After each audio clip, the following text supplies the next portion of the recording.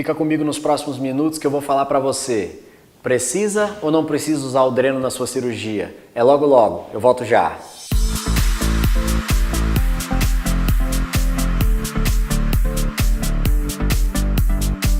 Plástica e Beleza dessa semana com um tema que é muito interessante, muito discutível em consultório. As pacientes perguntam sempre, em todas as consultas praticamente, elas sempre têm essa indagação, que é o uso do dreno. Afinal, precisa ou não precisa?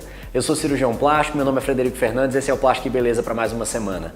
É um tema que levanta muita discussão e, mais uma vez, a resposta para essa pergunta vai variar muito de acordo com cada profissional. Logo vou te mostrar aqui um tipo de dreno que a gente utiliza nas cirurgias e você vai conseguir visualizar melhor e vai conseguir entender o que é que se trata. Basicamente um mecanismo de aspiração a vácuo.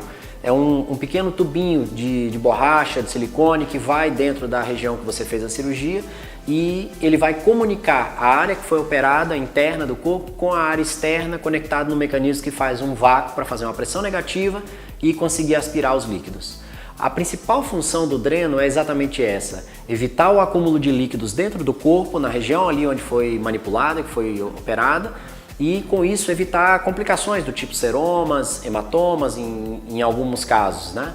Então ele tem uma função primordial. O grande problema é que as pacientes evitam muito ou não curtem muito a ideia de usar o dreno. Eu vou dar um exemplo para vocês poderem entender. Às vezes a gente faz uma mamoplastia na paciente e é aquela cirurgia que transsuda pouco, a paciente não tem tanto sangramento, a cirurgia foi bem tranquila, o transoperatório foi muito tranquilo. Então essa é uma paciente que eu não vou colocar dreno nela. Agora, do contrário, uma cirurgia que dá um pouco mais de trabalho, é aquela mama que transsuda muito, que produz muito líquido no intraoperatório, apresentou um sangramento acima da média, deu trabalho para a gente fazer uma hemostasia, que é o controle do sangramento. Então houve muita manipulação operatória. Esses tecidos eles vão edemaciar muito e tendem a formar muito líquido, a produzir muito líquido. E aí, num caso como esse, é melhor a gente lançar a mão de um dreno, entendeu?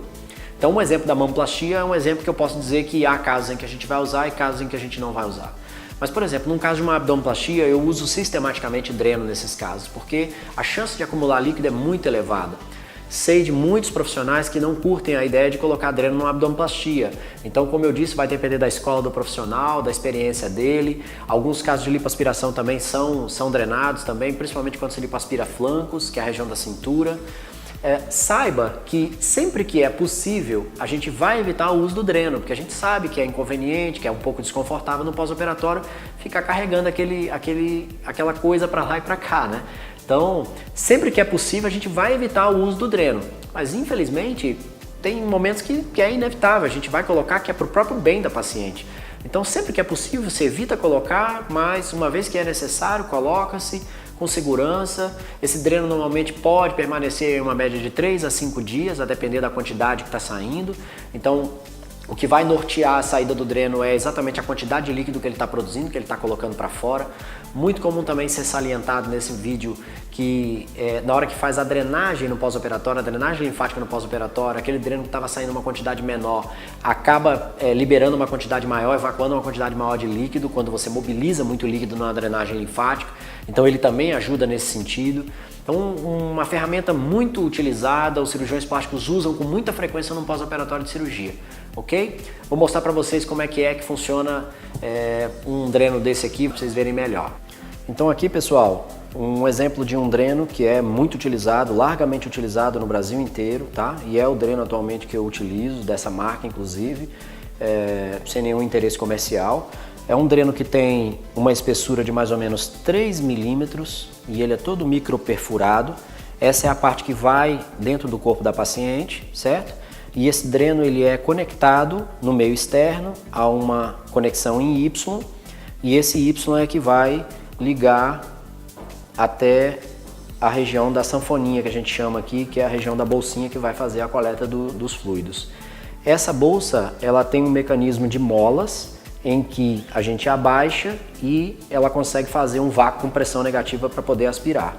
Então a secreção sai de dentro do corpo da paciente através dessa pequena cânulazinha de 3 milímetros, esse tubinho de 3 milímetros, conectado até o mecanismo de molas por essa conexão em Y e essa bolsa com molas ela vai fazer essa pressão negativa.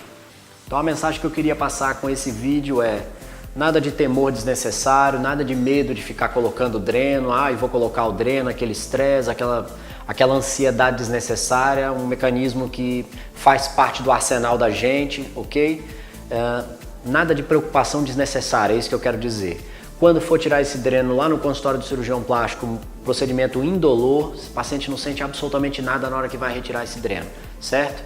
Conteúdo muito interessante, bem prático, para vocês poderem ter um pouco mais de contato com essa rotina, com esse dia a dia que é a cirurgia plástica antes, durante e depois da cirurgia. Fica comigo toda semana, conteúdo novo, sempre uma novidade para vocês. Um forte abraço!